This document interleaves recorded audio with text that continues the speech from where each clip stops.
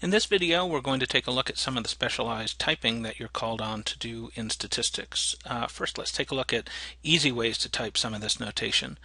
Anytime you have a subscript like P sub 1, the easy way to type that is to use an underscore. That's a shorthand for the next character being a subscript. So we read that as P sub 1, even though the 1 isn't really in a subscript spot.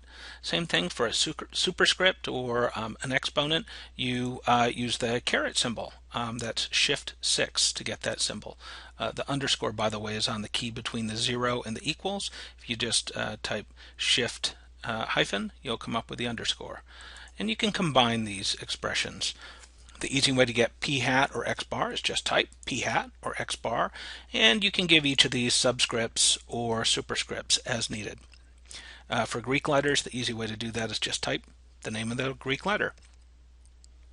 If on occasion you want to see the really very nice and elegant versions of these, you are able to do that. Let me demonstrate some of them. If you want to type P sub 1, the way you would actually do that is type in the P, and up here on the home ribbon, there's a font subsection, and there's a little arrow in the lower right hand corner. That's what you select if you want to see the full set of options for fonts. And in particular, we want a subscript. So I'm going to click on the subscript effect, click OK, and then type in 1. It shows up as a subscript.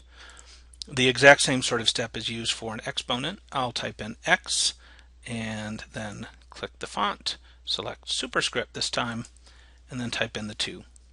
You can mix and match these.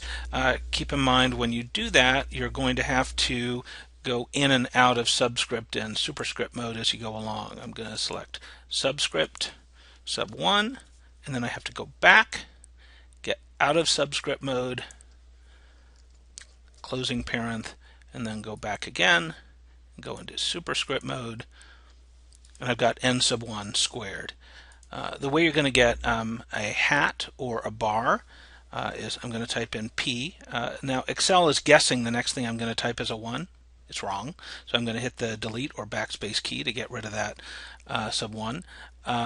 So I've got P and I want to put a bar on it. The way to do that is click the Insert tab, and on the far right hand side of the Insert ribbon you'll find something called Symbol. If you select that, you're going to have a large variety of things that you can type in. One of the headings is symbols, the other is special characters. We're going to be on the symbols side. And there's a lot of different options for what you can type. If you select this pull down menu, one of the options is combining diacritical marks. That's what we're going to select. And so if I want a hat, here's the hat option right here under combining diacritical marks. I'll select Insert and Close, and this P now has a hat. Very similar if I want to type X bar. I'll type X, delete Excel's guess for what I was about to type. I'll type X, and then also under symbol, I'm still in the combining diacritical marks section. 2 over from the hat is the bar. It's called a macron. That's the official name, and it's the short bar that's up at the top of that particular frame. Select Insert, Close, and I've got X bar. You can combine these combining marks with the subscripts that we saw a minute ago. So if I want P hat sub 1, I'll select P, symbol, select the hat, Insert, Close. Then I'll go back to the Home tab, subscript 1, and I've got P hat sub 1. Next, if I want to put in a Greek letter, I'm going to go back to Insert, Symbol, and one of my options here is the Greek alphabet, Greek and Coptic. They've got there, and I'll just scroll down until I see alpha. There's alpha right there. Select Insert and Close, and I can type alpha. If I want to put in a subscript, say mu sub 1, I'll again select symbol. It's right where I left off in the Greek alphabet, and I'll go find mu, which I've got right there. Insert, Close, and now I'm going to put in sub 1, so home. There's that font arrow, subscript, OK, 1, and I've got mu sub 1.